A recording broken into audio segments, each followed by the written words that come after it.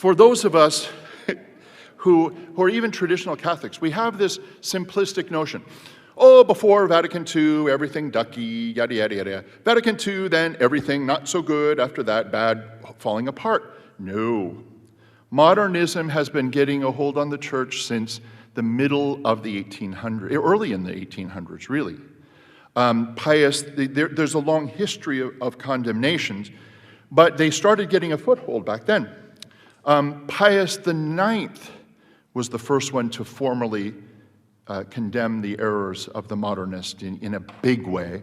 Of course, the most famous one is Pius X, who in his encyclical Lamentabili Sane and Pascendi, two of them, Pascendi was probably the more, Pascendi Dominici Gregis, he condemned it most roundly.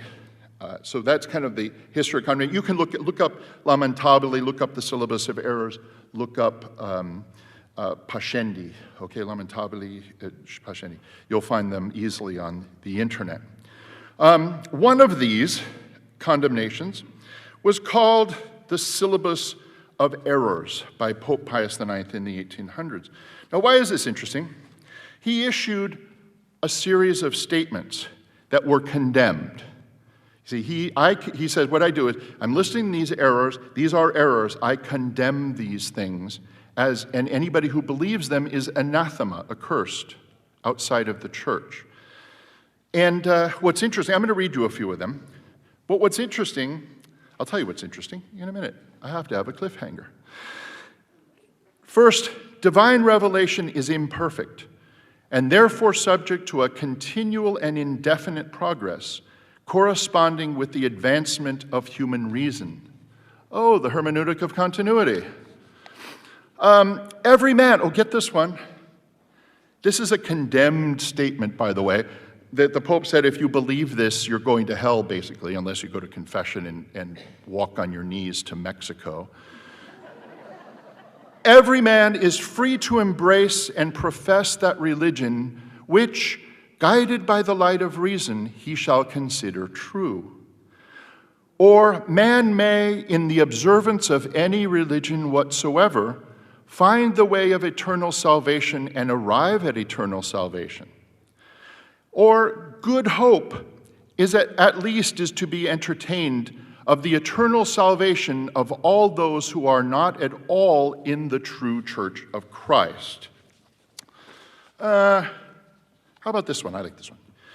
The Roman pontiffs have, by their too arbitrary conduct, contributed to the division of the church into Eastern and Western. Because what have you heard a lot about? It's like, oh yeah, the popes were very political and they upset the Patriarch of Constantinople and they mutually excommunicated each other, but there was fault on both sides. He's saying, they did it, we didn't do it. Now get that idea out of your minds. And finally, just one more here, two more. In the present day, it is no longer expedient that the Catholic religion should be held as the only religion of the state, to the exclusion of other forms of worship. When's the last time you've heard a pope or a bishop say, no, it's a teaching of the church that the Catholic Church has the right, the divine right, to be the religion of state. And in fact, Pope St. Pius X called division, separation of church and state, a pernicious heresy.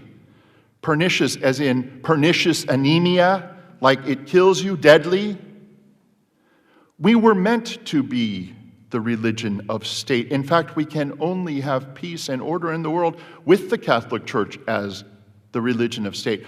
But one after the other, the Vatican itself has forced the nations to remove the Catholic Church as the religion of state, as Paul VI did with Spain, as John Paul II did with Ireland.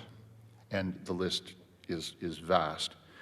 And also, hence, it has been wisely decided by the law in some Catholic countries that persons coming to reside therein shall enjoy the public exercise of their own public worship. No. A good, properly founded state is interested in the common good of its citizens, so would not allow the promulgation and public exercise of a religion that, other than the Catholic faith, because that would send them to hell.